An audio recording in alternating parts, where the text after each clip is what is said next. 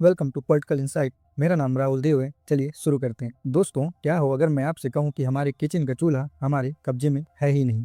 हजारों किलोमीटर दूर समुंदर का एक छोटा सा रास्ता तय करता है कि आपके घर में आज खाना बनेगा या नहीं। जी हाँ, मैं बात कर रहा हूँ स्ट्रेट ऑफ हार्मोज की। एक ऐसा चोक पॉइंट जिसने आज पूरे भारत को एलपीजी सप्लाई के संकट में झोंक दिया है।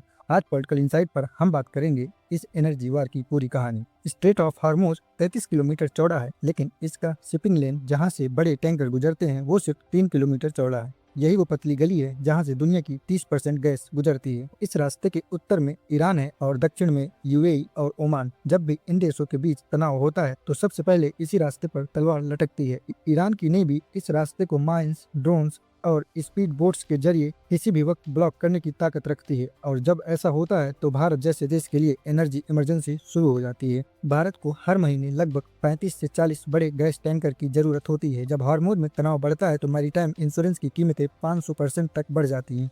कई बार शिपिंग कंपनीज रिस्क लेने से मना कर देती हैं। एक भी टैंकर अगर रास्ते में 48 घंटे के लिए रुक जाता है तो भारत के लिए बॉटलिंग प्लांट में गैस ड्राई की सिचुएशन आ जाती है। भारत के पास क्रूड ऑयल के लिए बड़े स्टोरेज तो हैं, लेकिन एलपीजी के लिए हमारे पास उतने स्ट्रेटेजिक रिजर्व नहीं है। हम हैंड टू माउथ सिचुएशन में चलते हैं, यानी गैस आती है और तुरंत डिस्ट्रीब्यूट हो जाती है। इसी वजह से सप्लाई लाइन में जरा सा भी झटका लगते ही सरकार को 25 दिन का रूल लागू करना पड़ता है ताकि मौजूदा स्टॉक या ज्यादा दिन तक चलाया जा सके। ग्लोबल मार्केट में जब सप्लाई चेन डिस्टर्ब होती है तो ट्रेडर पैनिक बाइंग शुरू कर देते हैं। इससे गैस की कीमतें आर्टिफिशियल तरीके से बढ़ जाती हैं। ये वही वक्त होता है जब कॉमन मैन को महंगी गैस खरीदने पर मजबूर होना पड़ता है। जब कोई देश स्ट्रेट ऑफ हार्मोज जैसे रास्ते को कंट्रोल करता है तो वो सिर्फ रास्ता कंट्रोल नहीं करता, बल्कि भारत, चाइना और जापान जैसे बड़े कंज्यूमर की इकोनॉमी को कंट्रोल करता है। ये एक तरह की साइलेंट वार है। भारत की एनर्जी सिक्योरिटी आज इसी रास्ते की गुलाम बनी हुई है।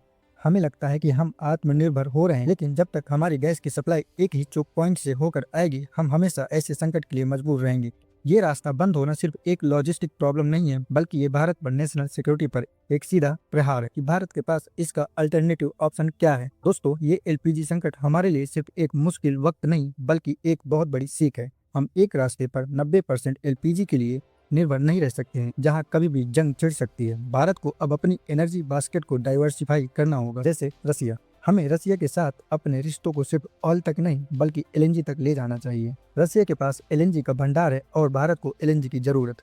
अफ्रीका और अमेरिका, भारत को अब अफ्रीका में नाइजीरिया और अल्जीरिया जैसे देशों से बात करनी चाहिए।